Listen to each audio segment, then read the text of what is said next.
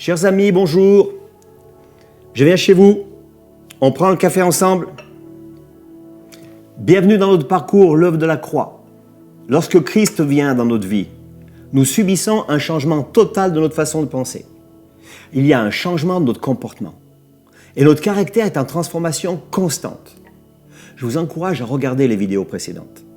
Nous avons vu l'influence que nos pensées exercent sur notre comportement. À présent, voyons comment nous fonctionnons suite à des blessures émotionnelles. Dieu nous aime et il veut nous libérer des conséquences de nos blessures, afin que nous puissions grandir et saisir pleinement ses promesses.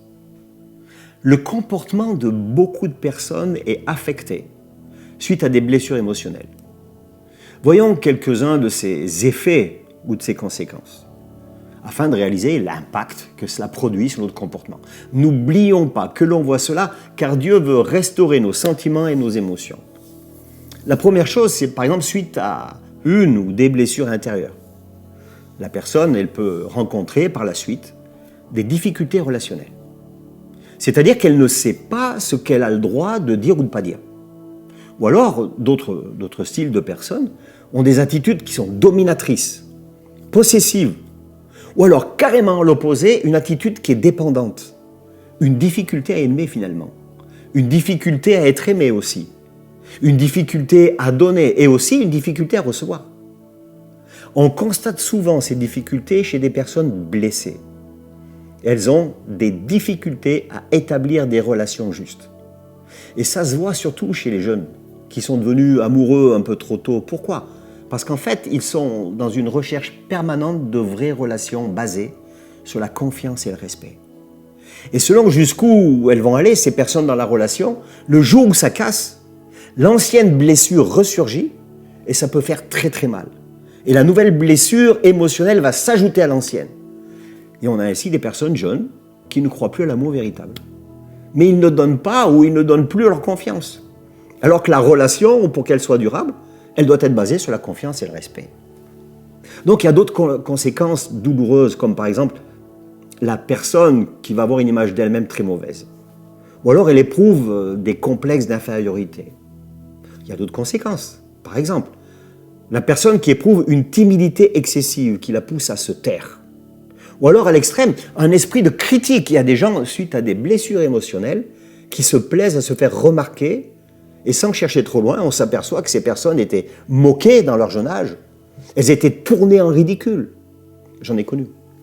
Et certaines aiment se faire remarquer, c'est pour ces personnes blessées, le pansement sur la blessure. Il y a d'autres comportements. Comme à l'opposé, la personne se renferme. Elle a une peur chronique de l'échec. Et ça peut être poussé au maximum. La personne aussi peut avoir une vision pessimiste de l'existence. Un négativisme permanent, voire un état dépressif qui peut aller jusqu'à un état suicidaire. Et cette liste n'est pas exhaustive. Et il est bon de prendre du temps, de réécouter la vidéo, celle-ci et les autres, de s'arrêter et de s'examiner. Nous avons parlé de blessures émotionnelles. Voyons à présent quelles peuvent être les sources de ces blessures émotionnelles.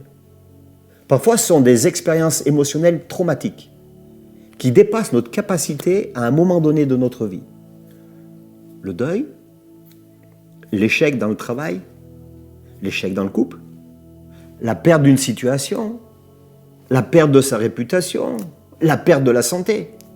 Et parmi ces sources de blessures intérieures, n'oublions pas la critique, le harcèlement, le stress, les sentiments négatifs suite à une impossibilité à atteindre un but, les sentiments de culpabilité, sentiments de rejet. Et il est à noter que certains sentiments peuvent se manifester chez le nourrisson. Oui. Par exemple, un sentiment de rejet suite à une absence prolongée des parents qui survient chez le nourrisson. Et ça peut faire naître pour la suite de sa vie le sentiment « on ne m'aime pas, on ne s'intéresse pas à moi ». Les enfants sont souvent les victimes innocentes des échecs conjugaux des parents. L'enfant cherche à résoudre le conflit de loyauté entre les parents. Il peut se reprocher d'être la cause de tous les problèmes. Vous savez, l'amour, c'est une question d'expérience. Il faut que quelqu'un l'exprime à notre égard. Beaucoup d'enfants qui n'ont pas ressenti cet amour, non pas que les parents n'aimaient pas, mais qu'ils ne l'aient pas forcément exprimé de façon que l'enfant le ressente. Un enfant qui se sent aimé a plus de chances de ressentir qu'il est important. C'est là que le rôle de père est important. Mais, on va s'arrêter. Je sais que vous êtes pressés d'en savoir plus. Alors réécoutez déjà les enseignements précédents. Laissez le Seigneur guérir votre âme. Et à très vite. Je vous aime et je prie pour vous.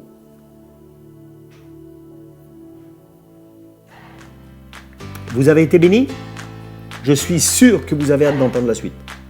Alors abonnez-vous si ce n'est pas encore fait sur notre chaîne YouTube, Église Novation Officielle. Vous nous trouverez également sur Instagram, sur Facebook. Soyez bénis et à très vite.